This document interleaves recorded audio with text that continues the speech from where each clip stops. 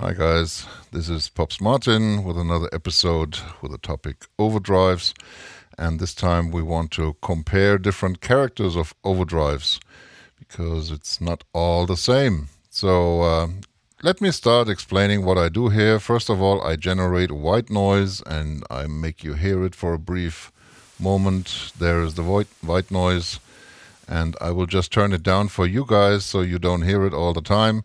But this white noise basically goes into my Kemper profiler, which you can see here. And in the Kemper profiler, you can see on the screen, in Rig Manager, in the first slot, I have a Green Scream with default settings. In the second slot, I have a Kemper Drive with default settings. In the third slot, I have a loop mono, which basically is this clone, Ceriatone Centura or Centura. And in the fourth slot is a loop mono again, which carries the Colorsound power boost. And this way we can compare what they look like in a frequency graph or plot. Yeah. So I will make kind of RTA analysis using this white noise and see how the frequency response of these different overdrive pedals reacts. Just one disclaimer before I start. For the Colorsound power boost, I have to reduce the white noise to minus 40 dB. So I have to take the white noise down, otherwise it will clip, even though the power boost is currently set to minimum volume. It's all the way to the left. I cannot reduce it more here once it's activated, so I have to take down the white noise to make a good comparison. All right, so I will move this generator out of the picture so we can start measuring. So let me just hit there. And currently none of these slots is active. Of course, I have deactivated amplifier and cabinet module, and also the others are deactivated. So you can basically see what the signal looks like. And some people are really critical, so they will see that this curve is smooth, and that has to do with aliasing going on. If I don't smooth the curve, you will not see much interesting stuff going on. So that's basically just a means to make it more intelligible, so to say. So let me just smooth that curve and you will still see what's important. All right, so let's start with the Green Scream. What is the basic character of the Green Scream when I activate it? Let's have a look. The graph is updating every second, so it just takes like 2 or 3 seconds until you see the basic character, and you can see the mid bump around 550 or 600 hertz. There's a huge bump, and then lots of bass roll-off and treble roll-off. So that's a typical tube screamer type of overdrive pedal. And again, just to remind you, this is all default settings. I have not changed anything on tone. There's no drive. There's nothing. Mix is 100. Volume is at default. So there's nothing. It's just the basic character at default settings that looks like that. So you get rid of quite a bit of bass. You get rid of quite a bit of treble to bump the mids. And that's basically, the purpose of a tube screamer kind of pedal. Now you would expect that the Kemper Drive has a completely different one because, wow, what's the purpose of another tube screamer style overdrive? But you will be surprised. It's very similar. Bass roll-off, treble roll-off, looks slightly different. Again, everything is at default. Yeah, we can try stuff a little bit later once I've shown you all these different pedals. So again, we have this mid bump. This time it's around like 350 or 400 hertz, roughly the peak of the mids. Bass roll-off, treble roll-off. Okay, we got the idea. Now let's have a look at the clone, the Ceriatone Centura. And wow, there's no bass roll-off. There's no treble roll-off. And it's active. LED is on. Yeah. And gain is absolutely 0. Treble is exactly noon. And the volume, the output volume of the pedal, I just set it to basically gain match with the other pedals. So there is no boost, there is no drive, and there is no messing around with the EQ. We'll get to that. Oh, just a second, I didn't activate it. Haha. All right, my mistake. There it is. So it's still almost flat. Not exactly flat. You can see that there is a little bit roll off in the mids, but just a little bit. And then here, low mids and bass is pretty much fine. So it's a completely different character to all these Tube Screamer style overdrive pedals. And now, as I told you before, this will take a second, because if I activate the Colorsound, I will do that now, but I will not activate the loop yet, because first I have to take down the white noise to -40. You can also already see the line drop here, but once I activate it, it will go back up. So you can see what's going on. And it's a little bit lower now in general, a little bit lower now than the others, but that's for a reason, because after I want to show you what's possible with this pedal, so I just want to keep the curve a little bit down. But you can already see the character is not at all Tube Screamer like. Yeah, there is a little bit really low bass roll off, but that's not so important. We can compensate for that once we start using the treble and bass knobs on the pedal. But other than that, it's pretty flat. Not at all comparable with the Tube Screamer stuff. Now, I already deactivated, and I will switch it off to save some battery, and I will go back up to -20 dB white noise, so we can continue with the Green Screamer pedal. So here's the Green Scream again, and you can see this mid bump around 550 or 600, yeah, probably 600 Hertz roughly. And now let's see what happens when I activate some drive. I just up the drive like halfway, and let's see. Doesn't change much to the frequency response, right? And now let's try tone. Let's go down with the tone all the way. Okay. Let's go up with the tone all the way. There you see that this mid bump shifts up to 1.5K roughly. Yeah. And then we can take it down again. And now we are roughly here, 300 or something. And overall, the level has changed quite a bit. Yeah. And as always with the Kemper drives, the volume is not adding any kind of different shape to the frequency response. It's just basically a clean boost. So we don't have to check that for every test we're doing.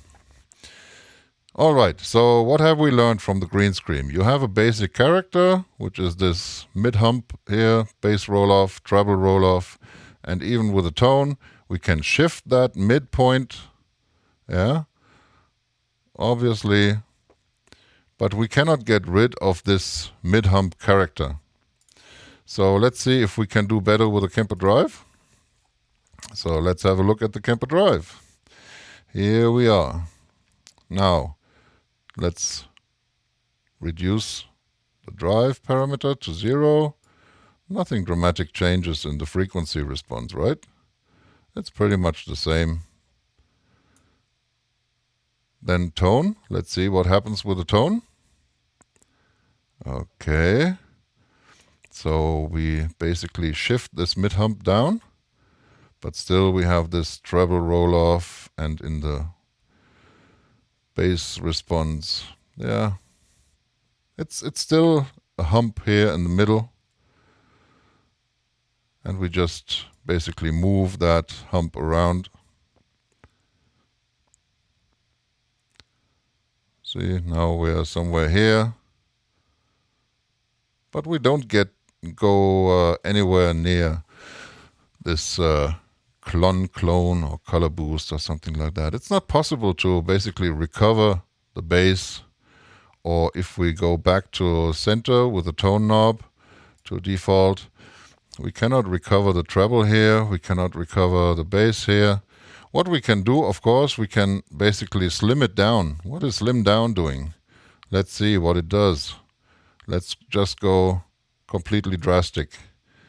You will see that the hump, or this kind of mountain here, goes a little bit steeper, and then with the definition knob I can basically shift this mountain around low to somewhere in the top. But even if I try to level it out, something like that, just by watching, yeah, we still have this low cut stuff, high cut stuff going on. We cannot get rid of it. It's impossible to do that. So back to default. And this one also. Let's just turn the drive down. Okay, so let's go to this clone, what that looks like. So here we are, and now let's start trying gain. What happens when I up the gain from minimum? Then you will see there is something happening. Now we get this kind of mid-hump here, right? So let's keep it that way. What happens when I use the tone knob? Okay. I reduce this mid-hump. And if I up quite considerably, there we go. But since it's a treble knob, you can already see that everything is happening right up there. Yeah? And you can create, as you can see, you can create some sort of mid-hump, but it's in the high mids. It's not in the low mids. And you still lose a lot of information. Nobody would ever use a clone like that. You would keep it pretty much centered, maybe a little bit lower, and the gain, just push the gain a little bit, something like that. Yeah? But you retain all this low-end information. Yeah? If you feel like this is a little bit, we would need a little bit more in the treble, you can still up a little bit here. Yeah? But still it looks completely different to what we experienced with the tube screamers. Yeah? We would already go down here considerably in the tube screamer. But that's not the purpose of the clone pedals. Because Bill Finnegan, he just felt like the tube screamers, they have too much mids, and he loses all his beautiful bass response from the guitar. And I know it's easy, maybe easier to hear it if you directly compare it. There is nice videos on the net. But I'm pretty sure it's also helpful to actually see it, what happens. And now if I up the output, yeah, from what I had before, let's see what happens. See? Everything goes up, so you can push the amp, but you don't change the sound character. There's nothing losing here. You don't just push the mids or something like that. It stays pretty. And let's take the treble down a little bit. Something like that. Or even if we don't use any gain, then you can see, which is really nice setting, by the way. You don't have to use any gain with a clone, because what happens now is, you see that generally speaking, it's relatively flat curve, but now you get a little bump here in the low mids. And that's exactly what is called the warmth of this pedal. That adds warmth to the pedal. In this range, if you can boost it a little bit in this range, that's beautiful. That makes the beauty of the pedal. And it's impossible to recreate that with the Kemper Drive, for example. Yeah, because Kemper Drive, we already learned that. That's pretty much in the Tube Screamer range of characters, right? All right, so let's go on and let me take down the white noise to -40, otherwise it will not work properly. And I will switch on this one here and switch on the pedal. So what's happening here? Okay, again, we have relatively flat response, a little bit of roll-off in the bass. I told you treble and bass are at noon, and the volume is absolutely minimum. Yeah, I cannot reduce volume anymore. So let's start using treble now. If I up the treble, what happens? Okay, the treble goes up as expected. If I go down with the treble, treble goes down. Nice. So it's really high shelf filter, which is pretty nice to use. No mids. I don't change the mids. Now bass. What happens if I add bass? Let's see. There we go. There's the bass response. See? Beautiful. And now we reduce the bass completely, maximum. Beautiful. Now, of course, I can reduce the treble as well. Let's see what happens. It's basically only a mid-hump generated by cutting treble completely and treble completely here on this side and bass completely. But there is no mids frequency. I cannot shift that. It will stay somewhere there because it depends on the curve of the bass and treble knobs. But again, let's go back to center somewhere. Let me see. It's this kind of chrome knobs. It's really difficult to see if we're exactly center, but I think it should be pretty much like that. Now, what happens if we up the volume? As expected, volume will rise, and there's considerable. Now we are, let me just go back to noon. There is noon. Let me see, somewhere around here. Where are we? -64 or 63. And now I go back all the way. So there we are, -72.5, so it's already 10 dB. And if I completely up all the way, whoo, clipping occurred. So it stopped my measurements because it's just too crazy. So I just restarted and I have it at noon now. But you can see, if I up the volume all the way, wow, we can go totally crazy, right? So back to minimum volume and switch the pedal off. And that's pretty much everything I wanted to show you.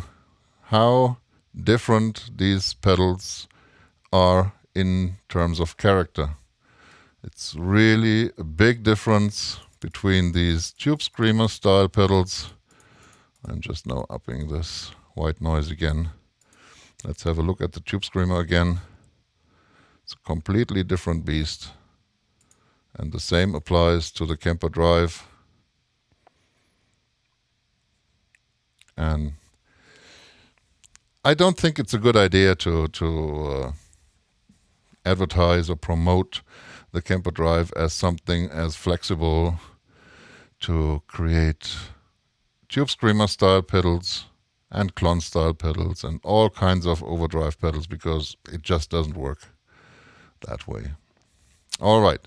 Hope this was interesting to you guys, and that's it for now. See you later.